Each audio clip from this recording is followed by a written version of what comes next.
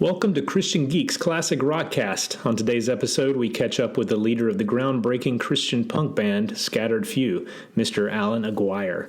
Our conversation takes us from his days in the punk clubs on Hollywood Boulevard as a teen to the trout streams of Utah, where the need for God is as desperate as anywhere in the world.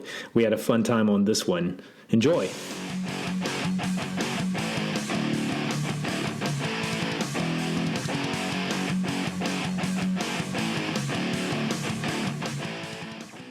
Welcome to another episode of Christian Geeks Classic Rockcast. Today we have a very, very special guest, Alan Aguirre. It has sound effects. Sound effects and all.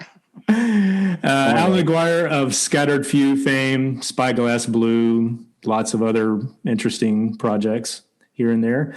And welcome aboard. Thank you. You know, this is going to be fun. I can already tell. This is going to be awesome. Thank you for having me. Awesome. We're really excited. You slipped into my DMs in a very platonic way, which I appreciated. And we finally found some time to get on Zoom here and have a little chat. So thanks for coming on. It's that chameleon-like ability. Absolutely. Yeah, that's you're good at that. I've heard. Oh. So really all I want to do or in general is let's just talk about you and talk about your path and kind of what led you to where you are today. And I mean, clearly this podcast is focused on 80s and 90s Christian rock music for the most part. And you certainly played a very important role, I think, in that and breaking some boundaries and doing some crazy stuff back then. So, kind of want to get into that. And again, like where you are today and what you're doing. Sure. So let's talk about kind of like where you started. I know you're from Southern California, and talk about like that kind of leading up to where Scattered Few kind of came into your life.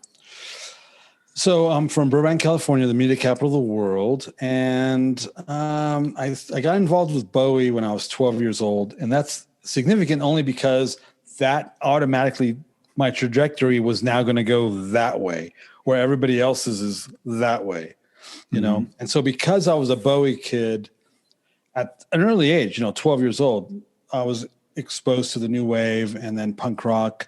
And so by 1978, I realized I was a punk rocker. It was really kind of funny. I got a punk rock magazine from England, and everybody in the magazine was dressed like I was dressed because they were all Bowie files, every single one of them.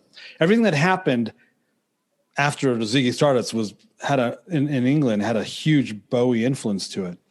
And they're wearing the same shoes I'm wearing, the same clothes. And I'm like, well, I must be a punk rocker. And so that whole thing opened up to me and the whole punk rock thing. And I was playing, in bands in Los Angeles in the 70s, late 70s, to the extent that by the time I was early 15 years old, my buddy and I, we had a little, he was on drums, I'm on guitar, and his sister, who was older, because right, when you're 14, 15 years old, you don't have a car, you're bumming rides across, over the hill, over the mountains into Hollywood to the shows and stuff. Well, his sister was in her late teens, I think, early 20s. And so she was working at Licorice Pizza in Hollywood. And so that was like a big, I don't know. There was a lot of movement in the scene around that Licorice Pizza and stuff. It shows up in a lot of documentaries. But anyway, so her best friend Roxanne, that we were all in love with, was Don Bowles from the Germs. Dug Roxanne, so he came over to visit, heard us rehearsing one Friday night, showed up the next day, and Don Bowles joined our band on a Saturday afternoon. And this is right before the Decline of Western Civilization the original one was filmed. Wow. And it was between Germs and his involvement with 45 Grave. So we recorded a single, and back then all you had to do was give a really good sounding recording to Rodney Bingenheimer at K-Rock, and K-Rock moved from Pasadena to Burbank. And all you had to do was give Rodney a good recording, and he would play it. And since Don was already in the Germs and was already an LA punk star, and he was working with 45 Grave as well, this was a shoo-in. And obviously, in the spiritual realm, it was obviously what was going to happen to me. And my non-believing parents came up with an idea of, well, this is not good. The kid's he's already a problem child. He's already a handful. We can't manage this kid. You got to remember, it's 1978, 79. Rebel Rebel by David Bowie is my theme song. I'm not gay, but I'm not sure if you're a boy or a girl. And the makeup, the hair, the clothing. I'm in a band. I'm actively working. I'm cruising Hollywood Boulevard, watching all the bands. X. Think of all the bands that were happening in LA in 78 and 79. We're cruising Hollywood and checking out these bands, and my parents sent me to go live with a missionary uncle in Central America, Guatemala City, on a one-way ticket under false pretenses, and I'm 15 years old. Yeah. So I got saved, came back 3 years later, and my brother was saved. So I started going to his church, and one of the elders of that church said, hey, if you were going to do a youth outreach, what would you do and how would you do it? And I go, well, I would go back to my own. I'd go to the underground punk scene in Hollywood and bring them the gospel. And he goes, how much would that cost, and what's the best way to do that? So we started a street ministry to the homeless youth, punk rock youth in Hollywood Boulevard. They're like our age, and they're homeless because they're coming from all over the country to Hollywood. And they're living in, they're squatting in hotels. And, so we started an actual outreach, homeless outreach to the street youth of punk rock street youth of Hollywood in the summer of 83, or well, maybe the spring of 83, befriending them, food, things like that. And then I determined that with this conversation with this elder, that the most impact that we could have is by starting a band, to maybe spearhead the ministry. And so in March, so I literally 2 or 3 weeks after I got back from Guatemala, literally 2 to 3 weeks later, I was in the recording studio recording the Scaterd Few demo that we shopped Terry Taylor. So you recorded a demo that then you took to Terry. Yeah, for some reason, I think it was March 8th. I don't know how I would ever remember that, right? Because it's like, how long ago was this? Literally March of 1983. I'm in the recording studio. We record 2 songs. And I had told myself in Guatemala that if I ever got back to the States and if I ever did music again, I would want Terry Taylor's involvement. I would want Terry Taylor to produce me, because while I was down there, I was exposed to Christian music, Keith Green, Phil Keaggy, Daniel Amos. And I heard something in Shotgun Angel that made sense to me. And then, of course, by that time, Alarma and Horrendous Disc were released. So I have a 2-song demo in my hand now. We're going out to Hollywood Boulevard Fridays and Saturday nights, ministering to these homeless youth. And so I called the phone number on the back. What was it? Rebel Base Productions or something like that. I called that phone number and started doing the connect the dots. And I got a hold of Ed McTaggart eventually and told Ed what we were doing, what I was doing. And he goes, Terry Taylor's going to love this. I'll have him call you. And Terry Taylor called me. And again, we're out in Hollywood ministering to these punks. So by that time, a guy named Richard, whose family owned a wig factory in Hollywood, hooked up with John Macias, the singer for a secular band called Circle One, a punk rock band. And he got saved. So through this wig factory guy, Richard, John got involved. And so now there was a location in Hollywood where the punks were going for Bible studies. So we connected with them, and now we had a place to bring blankets, toiletries, food items, for these youth, our peer group. And so we started doing that. So I got a hold of Terry. So Terry calls me back, and we connect in North Hollywood. He was I don't know who he was recording or producing, but he was in North Hollywood. I'm 19. I don't have a driver's license. I don't have a car, nothing like that. So I get, I connect with him, slip him the cassette of these 2 songs. And And so we arranged for us to go to Orange County, the studio that there was like one studio that everybody used. What was that studio called? I can't remember the name of the studio. Tom Roy would engineer it. He's a big name with Daniel Amos at the time. Yeah. I can't remember the name of the studio. Everybody worked out of there. All the labels was it a Christian studio? Yeah, mostly. Yeah. Was it like Green Room? What? The Green Room? No, the Green Room. This is years before the Green Room. Oh, years before. Okay. Yeah. So you got to remember, Christian rock music started in Orange County, California. Yeah. Undercover, Altar Boys, The Lifters. I mean, everybody, Lifesavers, Mike, all those guys, they were all in Orange County. They were all Orange County youth group bands. And we're up in LA, we're like totally detached. And Orange County had this like really weird inbred Christian music scene thing among the youth groups that all these bands played. Calvary Chapel, remember they were doing in the 70s. Well, yeah, and for those who aren't familiar with the LA area, Orange County is a good hour a different south. World. Yeah, a totally different world. Whitefield Studios, that was the name of it. Okay.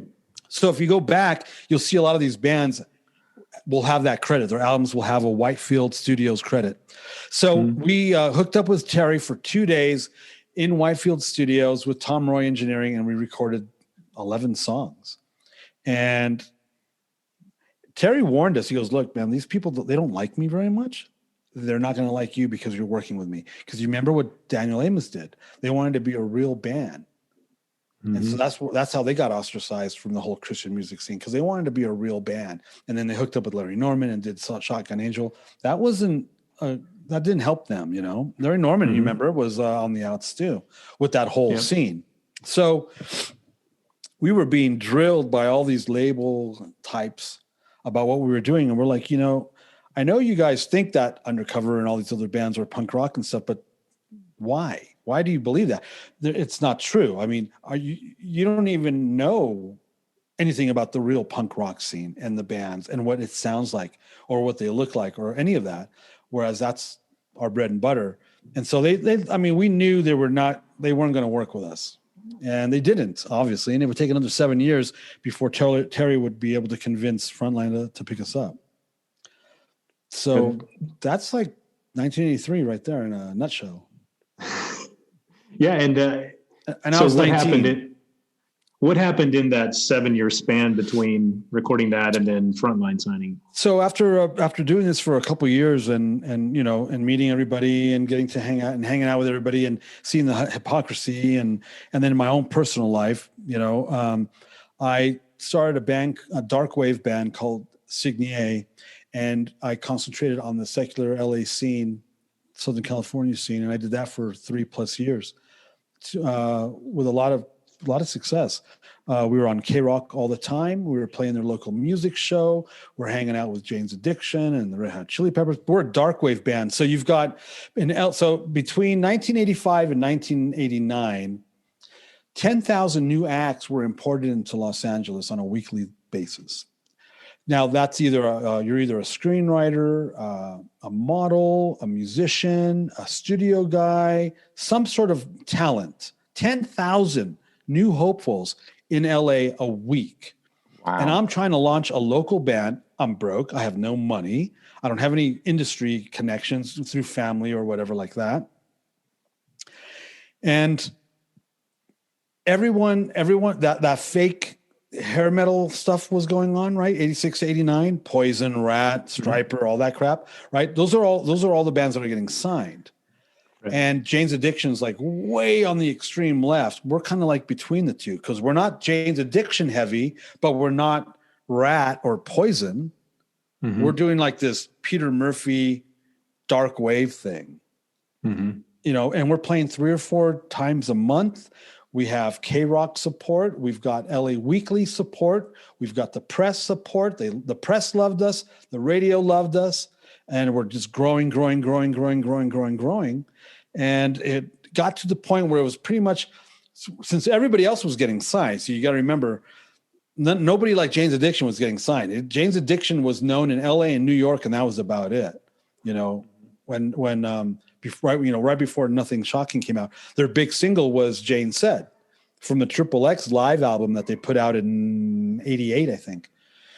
And we're doing K-Rock Dark Wave, kind of like riding on K-Rock's history with that whole English retro early 80s vibe scene, right? But we're a local band. So it got to the point where it was between us and Mary's Danish, and Mary's Danish got the gig. So I just pulled the plug on it. And so here's what's crazy. I pulled the plug on Signier, and 10 months later, we're at Signier debuting Sin Disease. 10 months. In 10 months, I shut down Signier, found a new drummer, revamped old music from Scattered Few from '83, wrote new material, did some shows, got Terry involved. He got assigned to Frontline. We recorded Sin Disease, and it came out 10 months. That's awesome. Unheard of. That's unheard of. And I've always said Scattered Few was always bigger than me. And we did all of that in 10 months. That's insane. That is insane. Well, when Sin Disease came out, obviously, I've been in Georgia my entire life. And I worked in Christian radio during that time, like in the late, kind of mid to late 80s through the early 90s.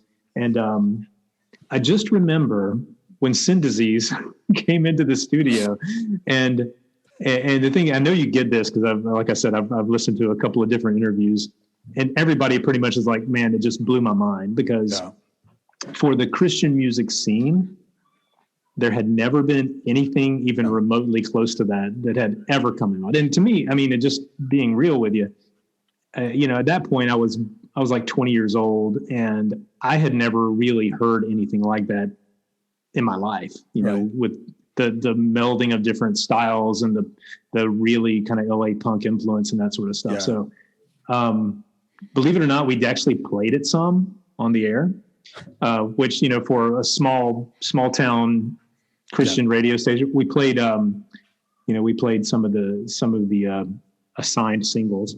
And then we kept getting requests from friends of mine who would call up and want me to play like the Kill the Sarks at the end of the album because it was softer. And I'm like, I can't, I'm sorry. The little old ladies are going to freak out if they do listen to that. But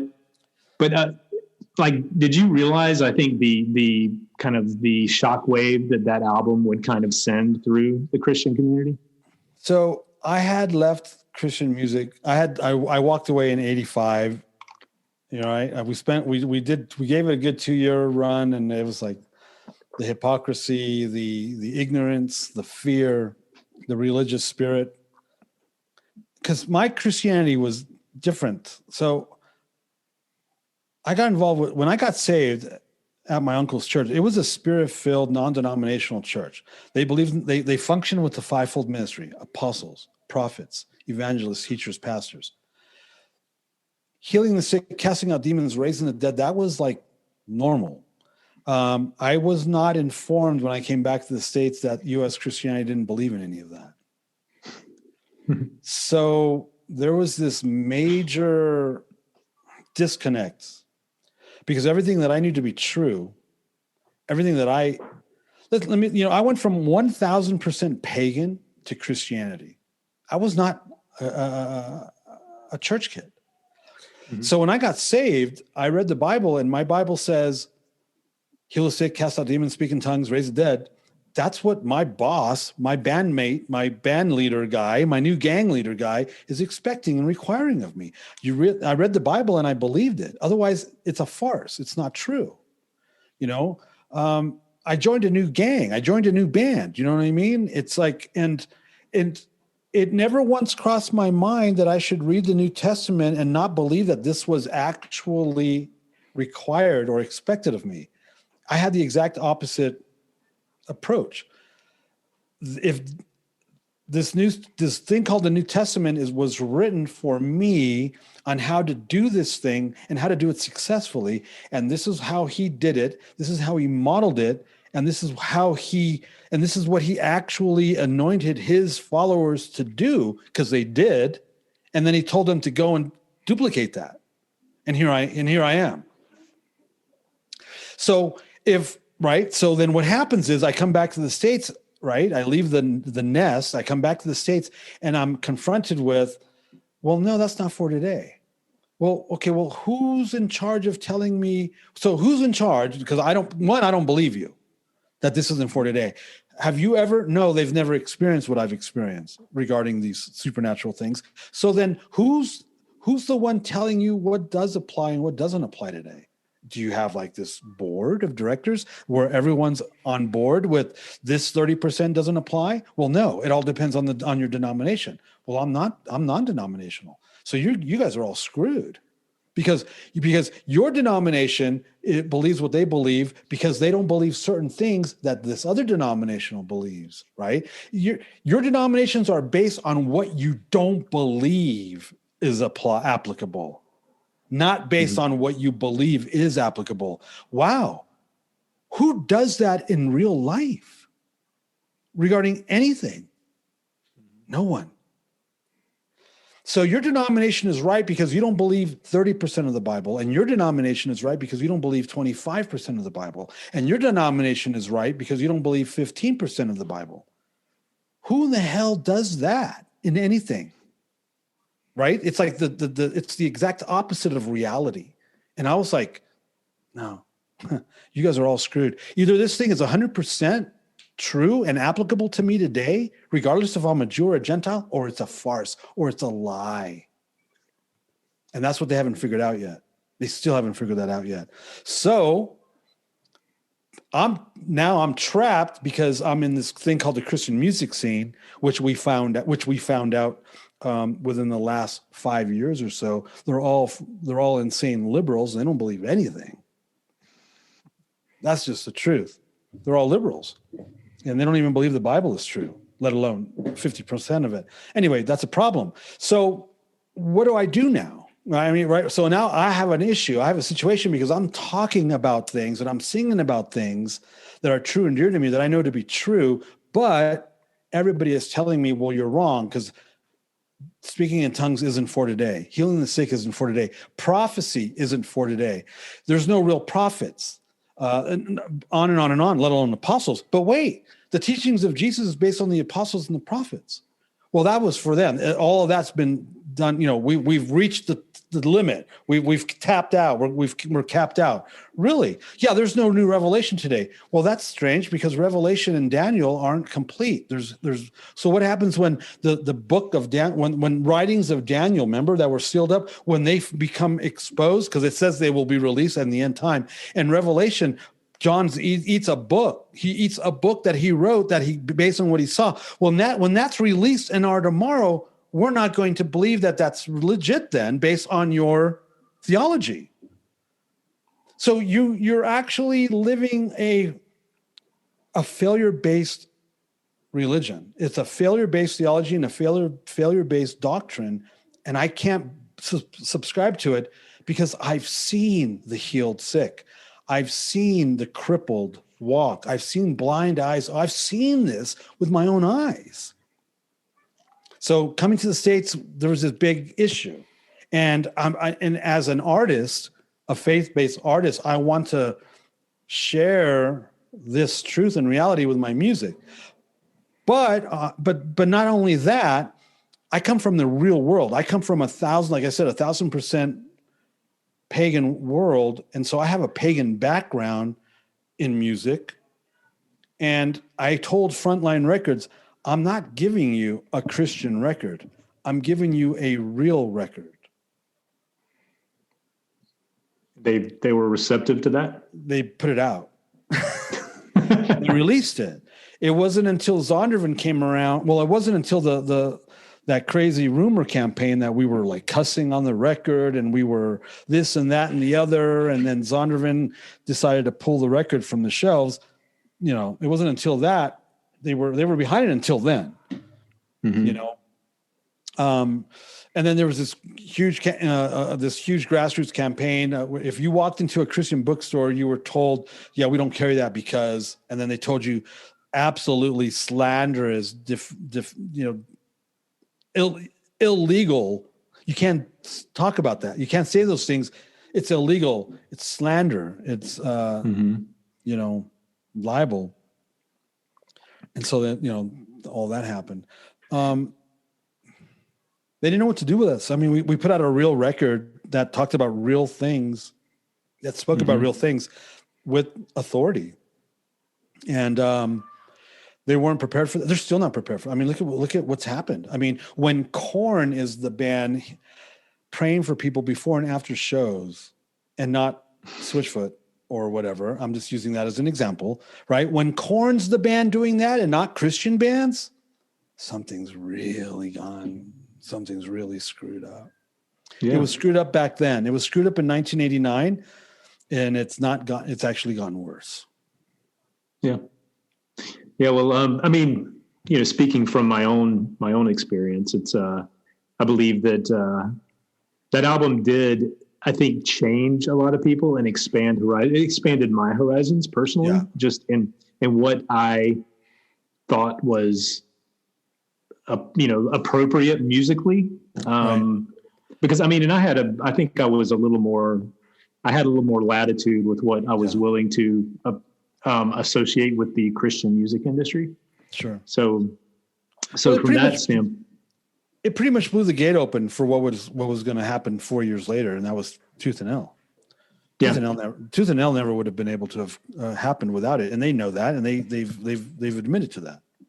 Yeah, no, it's absolutely true. Yeah, and then coming out of that, and I'd love to hear it from you, but I've heard the saga of Jawbone of an Ass and kind of how, because the record that got released, I love.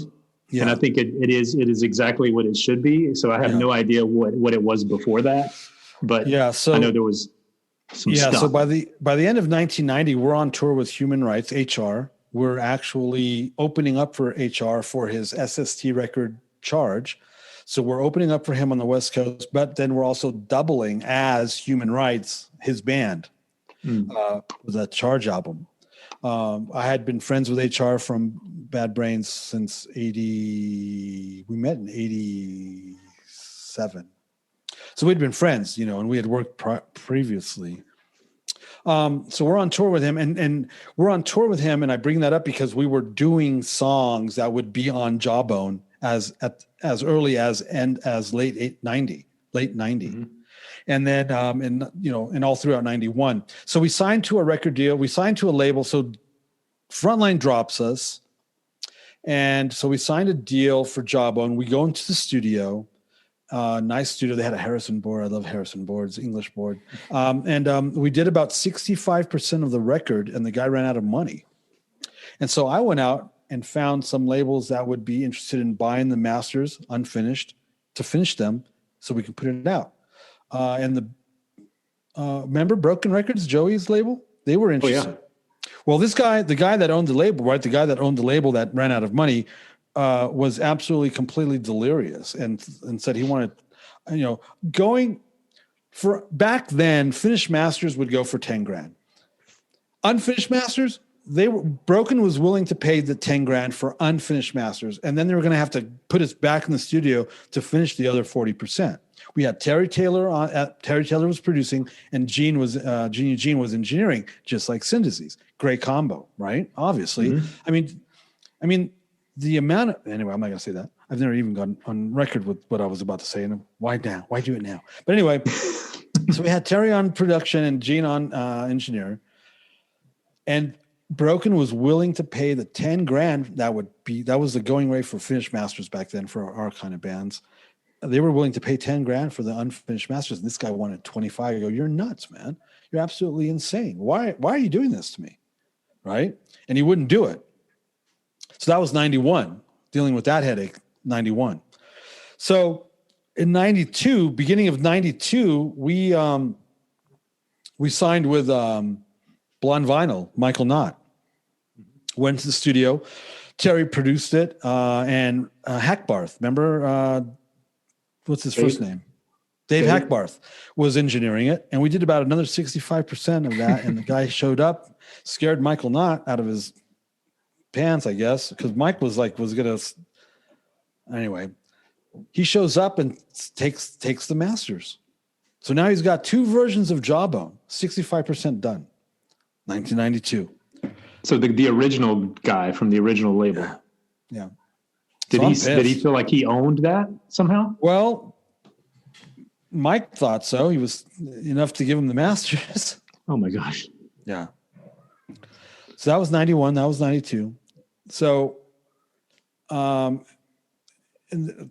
May of 92, I just went, you know what? And we kind of just took a hiatus. Because we were playing live this whole time. We're touring. And, and so in 93, I was like, this is stupid. So we're working with, I got Mortal signed to Frontline in 1991 or something like that, 91 or 92, put out Lucis. So Gyro and Jerome and Mark Rodriguez, they had a little production company called Blood. Remember they did Silver, Starflyer 59 Silver, pretty good album. And that's great. And so we connected, we connected with Gyro. So anyway, we went into Blood's studio in 93 to record it ourselves and put it out ourselves. And if this guy wanted to come and sue me, get in line, buddy. Go for it. I dare you. So we recorded ourselves in 93 in their studio and put it out. It was done in November of 93. And we decided, well, let's wait till Cornerstone because that'll give it a big push. And we did. And that's the version you all know and have. Yeah, it's great. It's like the one thing I listened back through it again a week or so ago, and it had been a little while since I'd popped that in. It's just like the low end on that, the bass. I mean, the bass on that album to me it carries that thing. It's so good. It's that kind of record, and what you're hearing, what we recorded at the end of 93 that was released the summer of 94 is what we recorded in 91, 92. It's like, it's the same thing, Wow. Yeah. And so that was produced by Blood then. Well, me and it was Gyro, Jerome, and Mark. Mark Rodriguez engineered it, and I produced it. Okay. Yeah, we did it without Terry. I mean, where's the money going to come from? Terry's going to cost money. So Mark and I pretty much did it. And you got to remember that's like pre-POD, Rage Against the Machine, System of a Down, new metal, all that crap. Yeah. Yeah, it's good stuff. Good stuff. And there's one other thing that I've been curious about, and it's the name change from the name you were going by on those early records to what you are now, and then right. So I was raised by a Lithuanian stepfather. His name was Romuald Domkis, Ray Domkis, and so all my school records are Domkis. And then when I left for Guatemala, I had to use my birth certificate name, which is Aguirre. And so I was Aguirre, Alan Aguirre. Then when I came back to the States and we started Scaterd Few, the original singer was Alan Pellerin. I didn't want two Allens. So I went, no problem, because I went by a pseudonym before I went to Guatemala when I was in those little punk rock bands in the late 70s. I went by Alan Romuald. So I have a middle initial. My middle name I don't have a middle name. I have a middle initial. My middle name should be Riley, Riley. That was my my biological father's. That should have been his biological last name because his illegitimate father was Riley, right? An Irish Riley.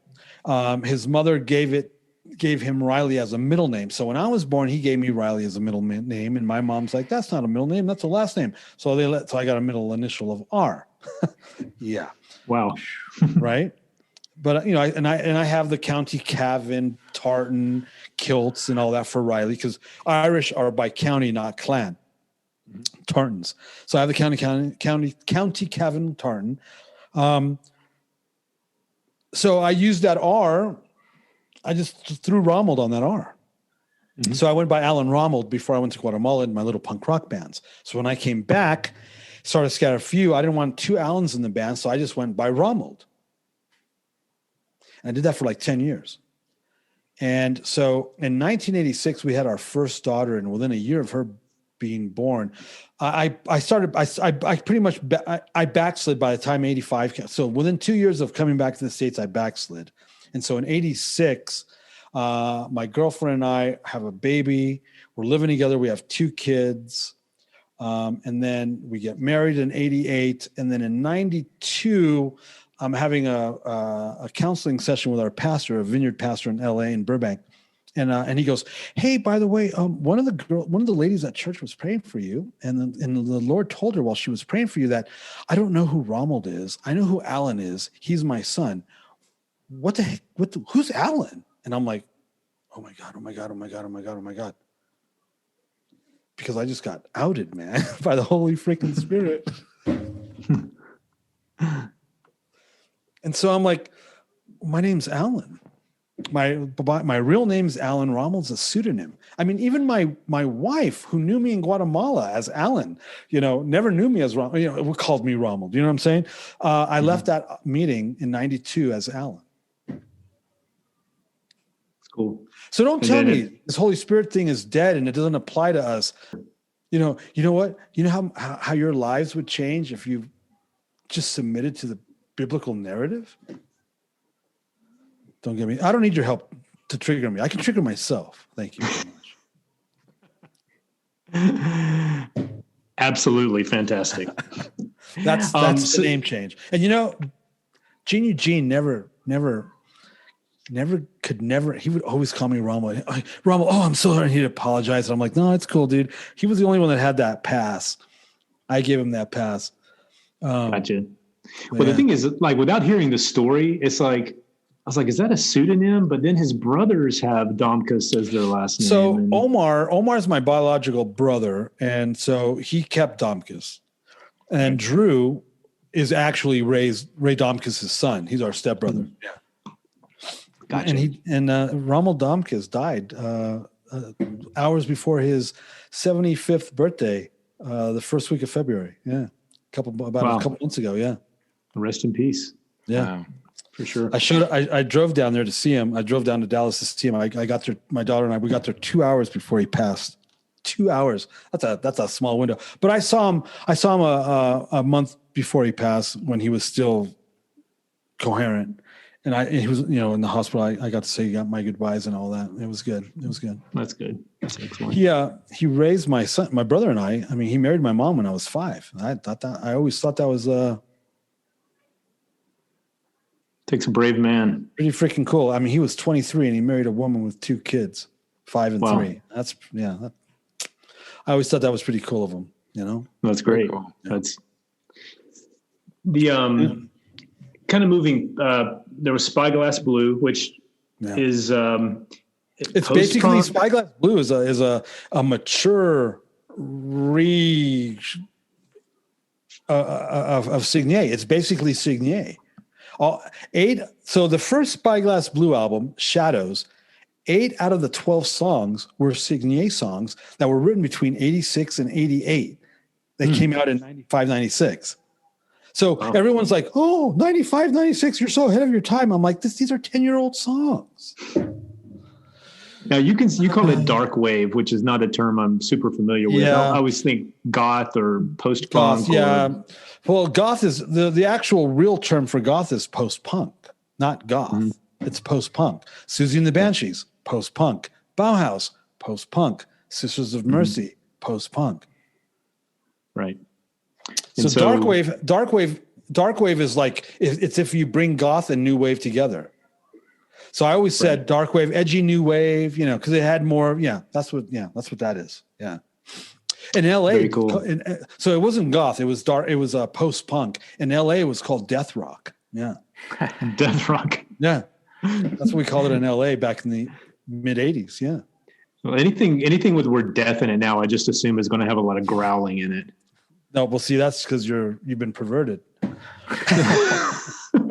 Some would say. I remember when, quote, goth consisted of really skinny, beautiful people with white makeup on, in beautiful clothing, not these fat who knows what doing these weird dancing things that you see on YouTube. I don't know what the hell that is. What was that? What's that store? Yeah, the Hot Topic, the Hot Topic kids. Hot Topic. What the heck is that? No. We all shopped in LA. We all shopped at Posers. Thank you very much.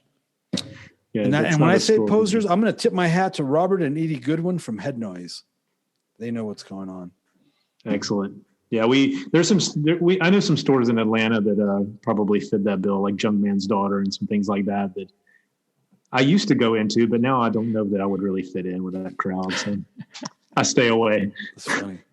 So then more recently we have Ministries Walking, and it felt like a very family affair kind of situation. Isn't that weird? That's the weirdest thing. So Ministries Walking is a prophetic worship band that we started in 2008, and it consisted of all three of my children, a former son-in-law, another married couple, and our drummer. Wow. And we were on the road. You guys toured a lot. Right? Yeah, we were on the road 6-8 months out of the year, and we did that for almost 4 years. Yeah, in top hats and goggles. Oh yeah, we did the whole steampunk thing a long time ago. We were more steam than punk, yeah. That's pretty cool. And awesome. So you would just tour churches, or we did everything. I mean, we would go to Cornerstone and play like 8-10 times. It was nuts. We played Christian music. We played a lot of Christian music festivals. We played more Christian music festivals with Ministries Walking than we did with Scaterd or Spyglass Blue. And which is weird, right? Because it's prophetic worship. I mean, we were doing like bossa nova and reggae and Middle Eastern tribal, and and we played churches and youth groups. And did we do any pagan stuff? I'm not sure if we did. I'm not trying to remember. Yeah, and it was full on worship, prophetic worship ministry. Yeah. Was it cool being able to spend that time with family? It was, or did it get cumbersome? So Cornerstone 2010 or 2011. In Cornerstone 91 at Scatterfew's peak, my 1-year-old daughter is sleeping backstage on a table. Right? That's 1991 Cornerstone. In 2010 or 2011, that little baby girl's son is sleeping on a table backstage. That's hilarious. Yeah. 3 freaking generations on that bus. Yeah. I was at Cornerstone 91, which is the only time I ever went. So I'm trying to remember that show, because I'm sure I would have gone to see it. Cornerstone 91, Scatterfew played Encore 2 at the same time as Adam Again. And there was about 4,000 people. It was like a huge show. It was a pretty big deal. I think I tried to split time with you guys, because I do remember seeing Adam Again, and I remember trying to that's the problem with Cornerstone. Yeah. Adam Again actually played 30 minutes late because they were at our show. That's awesome. And then they went and did theirs, and then when we were done, we went over to them and jumped on their stage. Because you got to remember, I've known Gene. I knew Gene from the original 83, 84 days. Yeah. And then and plus it was so funny when I'd be in the studio as the client, right? As Scattered Few, Terry Taylor producing, Gene Eugene engineering, whether we were at Frontline Studios or at the Green Room. And Gene would have like a side gig, and he would pay me to engineer my own sessions. That happened a couple times. Yeah, pretty funny. Hey man, that's great. Gene Eugene. It's an old friend, Gene Eugene. Yeah, that was sad when he passed, for sure. Yeah, it's weird, huh? Yeah.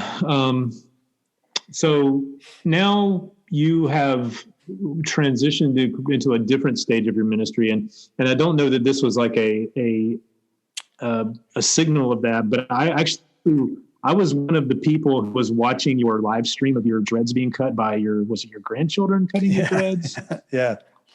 Which it's funny, because I was actually talking to my wife earlier, and I was like, yeah, Alan's that guy that you remember that time when I was sitting around going, this guy's getting his grandkids to cut his dreads off. I don't know. That was good memories, I guess. Yeah, that was 3.5 years ago. And the reason why we involved them was because they had never known me any other way. Mm-hmm. Right? So 3.5 years ago, my oldest grandson would have been 7.5. My granddaughter would have been 3.5.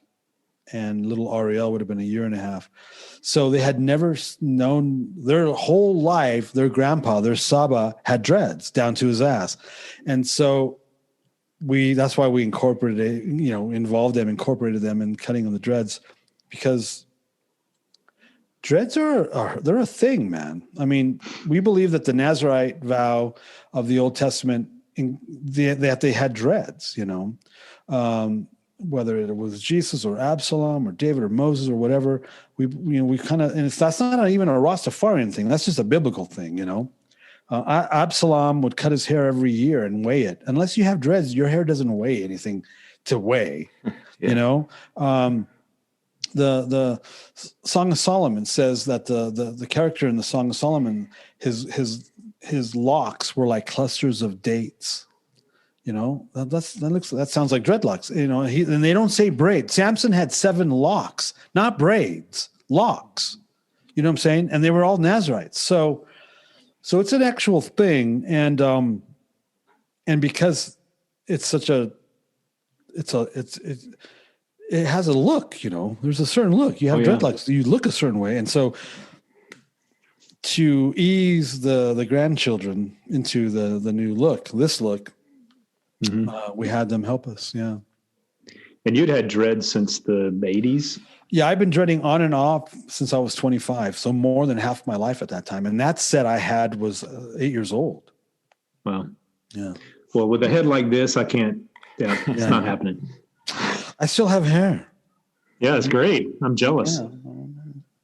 I think if I had hair, it would probably look similar to that, but I don't. Yeah, so this is a play on like an old turn of the century, 1900 plus mod thing, all kind of like. Hey, it works, man. You got the whole thing going on. That was one of the ways I thought I would introduce you as like, a trout fisherman and fashion icon. Thank you. And and you also play music. Yeah. And preach. So like for the last year, I've been adapting so it's not a steampunk look. I'm wearing a lot of tweed, a lot of wool. I'm going back to that look again, which I love. So it's not necessarily a steampunk look. It's maybe a little bit older. Like steampunks is roughly 1895 to 1910. This is more like a 1920s look. People would say, "Oh, Pinky Blinders." Yeah, you could say that. It's roughly that era of England clothing. A lot of the tweed and the wool, and hey, looks good if you can pull it off, man. I think I'm pulling it off. I think so. Yeah, you're a handsome man. I've been an Anglophile since I was 7. So, well, so let's talk about kind of where you are now, what you're doing, and kind of what the future holds. So people have been trying to get me to write books for decades, and it's what the hell am I going to write about? I flunked that in English my whole life. I don't know anything about that, and what am I going to write about? And I've tried. I think I made 3 attempts at writing and just bailed. I mean, it was like, I can't do this. The discipline involved. And so after waiting 18 years to move to Utah, we moved to Utah and to serve a particular church that we knew. So the church we were going to in LA, that pastor, the people that married us in the 80s, they were originally working here in Utah. So when we went to Dallas, they moved back to Utah. My wife had a vision about a place that we were supposed to live. We had to find that place. It was Park City. So we waited 18 years in Dallas to move here. Within 2 years after moving here, that place blew up. It like imploded. That saying, he needed killing, Judge. Yeah, they needed shutting down. So after waiting 18 years, we come here, and then 2 years later, that church shuts down. It's like, well, what the hell is that? That's like insane, right? So everyone's like, oh, you're going to come back to Dallas? Well, no, God didn't call us to a man or a church. He called us to a geographical location. So now my whole life, since I was a kid, my whole life's been bam, bam, bam, bam, bam, bam, bam, bam, bam. Things have overlapped. And now it's like, I don't know. What am I supposed to do? What do I do? I'm in Utah. What do I do? And that went on for like 2.5 years, man. It was brutal. It was horrible. I lived in Central and South America for 3 years or so, 3+ years. And everyone knows about the spiritual warfare, right? You've heard, you hear about the spiritual warfare, Africa, Central and South America. What you don't hear about, it's the spiritual warfare in Utah. It's worse. This is about as occupied territory as you can get. I don't know if you've ever noticed, but Utah's cut off, man. There's no Christians here. We have like an 8% evangelical population. That's a 92% fail rate. And out of those 8%, more than 50% of them are absolutely, completely compromised. I experienced spiritual warfare here that I've never experienced in my life before. Depression? What the hell is that? Anxiety? Depression, anxiety, fear. I'm not that guy. I don't have those problems. So for 2+ years, man, it was hell, dude. I was like, what the hell? And then I actually mentioned it. So I mentioned it in the intro of this book. I'm at a conference in Vegas, really, going, God, come on. And so somebody actually texted me while I'm praying in Vegas going, and they go, hey, do you have a good resource when it comes to the feasts? Because I'm a whole Bible, full Bible, Old and New Testament believer. This is where we're gonna piss all your people off. Hey, you know what? It's all good. I actually believe that the entire Bible is applicable to you, Gentile or Jew or whatever. If you actually read the New Testament, you'll actually see that you've been grafted into the household of Israel, the Commonwealth of Israel, according to your apostle Paul, who was the apostle to the Gentiles. And so we believe that we're supposed to actually be keeping the covenants of God, the commandments, which are known as, erroneously known as the law, but they're actually known as the Torah, the teaching, the instruction of Moses. Oh, you're legalistic, Ellen. No, not murdering isn't legalistic. Being sexually immoral isn't legalistic. Actually obeying Jesus because we love him like he said we would. You would keep his commandments. That's not legalistic. Being faithful to my wife isn't legalistic. I'm just keeping the freaking commandments as we've been ordered to do. And that includes not eating pork and eating matzah this entire week because it's Passover, which your audience probably doesn't know anything about. So anyway, I wrote this later on Saturday. There you go. Well, what Saturday? Last week or this week? No, this week. So it's not the this will come out. This will come out later. It's fine. So nobody knows. The Seder was last weekend. So I wrote a book, a resource on the feasts on Leviticus 23 and how they apply to modern day Christians. And this book will sell for the rest of my life. For some reason, it's there's a gazillion books out there like this, but apparently what I said and how I said it rings true with a lot of people, and it's a very popular book. We're self-published. And so the guy that played guitar on Grandmother's Spaceship, I haven't talked to him in years. I talked to him a couple, 2 or 3 years ago, and he goes, so what are you up to? I go, well, I'm writing books. And he's like, but of course you are. So some people out there actually, this is a natural progression for me. I was apparently supposed to do this. I'm writing about theology and doctrine and apologetics. Who wants to do that? That's great. Well, Britt's an author too. So in fact, I have one of his books right here. Now, what is that about? It's the story of the coffee company that's associated with our church. So our church, instead of trying to put financial burdens on the broken and the addicted that we were reaching out to, we started a coffee company, and using the profits from a coffee company. It's all a God thing. It's all a God story and what he did. And so he's taught us, we just say yes, and he's in charge of the consequences. And he figures it out, doesn't he? And so, but while we're telling our story, not everyone is called to start a coffee company. So right. we say, take these principles. How do you apply these principles to your life? What is God calling you to do? Because he's just calling you to say yes. And it's probably bigger. Definitely. What God calls you to is definitely bigger than you can do, because if you could do it, he wouldn't have to call you right. to it. How often do you quote the parable of the minas or the talents regarding that? The talents? Yeah, the parable of the talents. In the book, I mean, I talk about it all the time when I teach, but right. I'm trying to remember if I talk about it in the book. Well, whether you talk about it in the book, but you do bring it up because it falls in line with what you're writing about. Oh, absolutely. Isn't that amazing? It's and so but the idea is that that there's a whole part of it about we call it the favor cycle, about how our obedience to him leads to more grace, more favor. That's what the Torah says. And so yeah, blessing. Yeah. So, obedience breeds blessing. Yeah. So that's one of them. So we're talking about the books. We talked about the feasts. So I wrote a book called The Feast Unlocked, A Practical Understanding of God's Holy Days. It's self-published. You can get it at planetbluemedia.com. It's a breakdown of Leviticus 23, God's feast days. They're not Jewish feasts. They're his feasts. And if you're his, regardless of nationality, you should be observing these. This is called keeping the commandments. His Sabbaths, his high Sabbaths. I understand that there may be some music on the horizon, maybe? Yeah, so I upgraded my recording studio about 4 or 5 months ago, and my plan is to do a new Spyglass release and then a new Ministries Walking release. That's the goal. Sweet.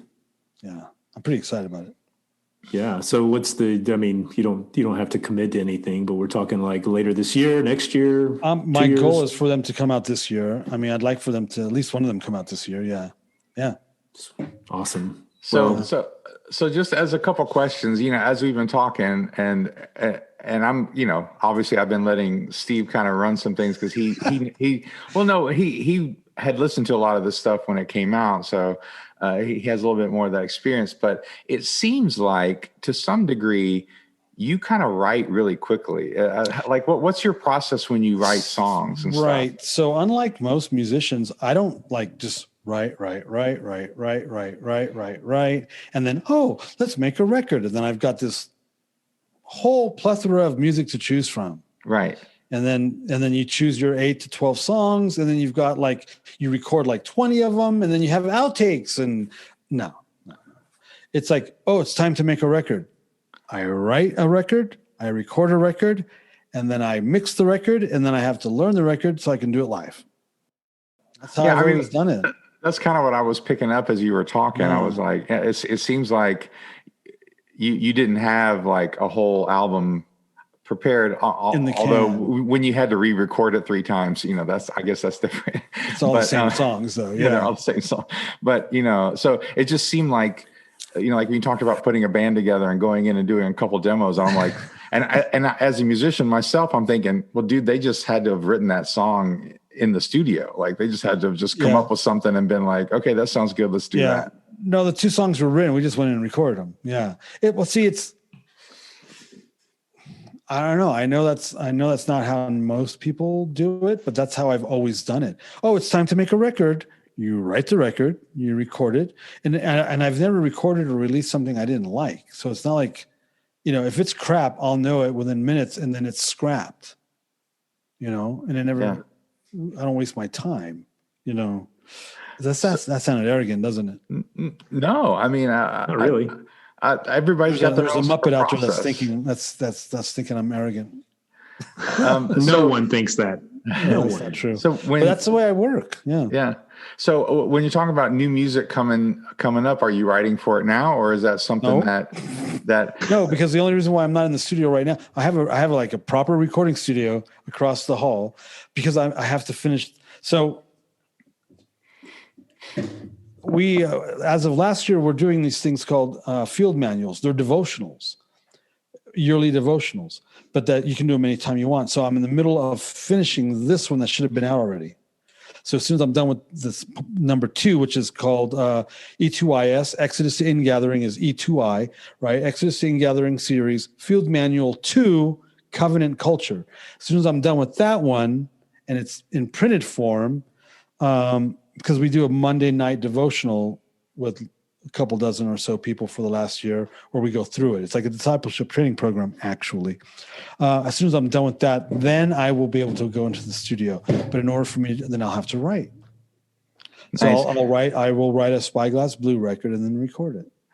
Now, is that something where you kind of already have a style in mind, or Spyglass Blue is it just going to be whatever comes out? Spyglass Blue is a certain style. that I've been doing since the 80s. Yeah, So it'll be easy for me to just kind of pick up where I left. Okay, cool. Yeah. No, man, I'm looking how forward arrogant to that it. sounds? I sound like an asshole. No.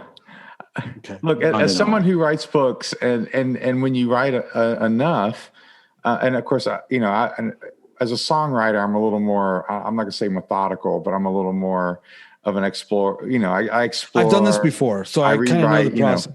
And so, but when you write like books and articles and stuff, yeah, I get what you're saying. You're like, right. I know this is going to be crap, or I know this is going in the wrong direction. I got to start over or whatever. Right. And I'm going to pull that cord as soon as I get it. Yeah, but like I said, I've done this before. I know the process, and I'm really like, I haven't released anything new for 10 years. This is the longest I've ever gone in my entire life. I've been doing music since I was like 12. I mean, I've been recording since I was 12. And this is the longest I've gone in my entire life without new music. You're probably ready to explode. But I've been putting out books for the last 4 years. See, I'm still being creative. I'm still creating something out of nothing. Yep. And you know what's interesting about you saying that is something that I have learned about myself is I cannot, for some reason, figure out how to write music and songs and write books at the same time. It's almost like there's a different creative energy or something. I can't like I would write songs, and I just pumping out all sort of stuff. And then once I started writing books, it's like the music sort of went to the back burner a little bit. I don't know. It's like I couldn't keep it up. I haven't tried that. I don't think I would have a problem with it. But when I start work on a record, I have blinders on. And it's going to be like that for months, until it's done. But that's how I've been approaching my book. See, well, this last thing, I'm late. Well, so here's what we do. So when you observe God's biblical, when you actually apply the Bible to your life, there's a calendar involved, God's calendar, which is not like your Catholic-based Bible that the Protestants have adapted calendar, right? There's an actual scriptural calendar that Catholics didn't adhere to, so Protestants don't adhere to. And so one of the resources we provide is an actual biblical calendar for people that have these feast dates from Leviticus 23 in them and all that. So we just put this one out. So we worked on this through the fall and we put it out at the beginning. This came out for January. So it's 66-week devotional. It's a calendar journal, 66-week calendar journal with all that information. It's a real calendar. I mean, it's 2-page week view, 2-page month view. It's like a real life thing, but it has all the scriptural stuff that Christians don't know about. It's all good, man. It's all good. So we'll put link. yeah. Tell us about trout fishing. No, it's all good. Gosh. So I do notice though, just truthfully, you do enjoy some trout fishing. I am a fly fisherman. Yes, I am. I've been fly fishing for 30 years. I started fly fishing in 91. Is that 30 years ago? Yes. Oh my God. Shocking.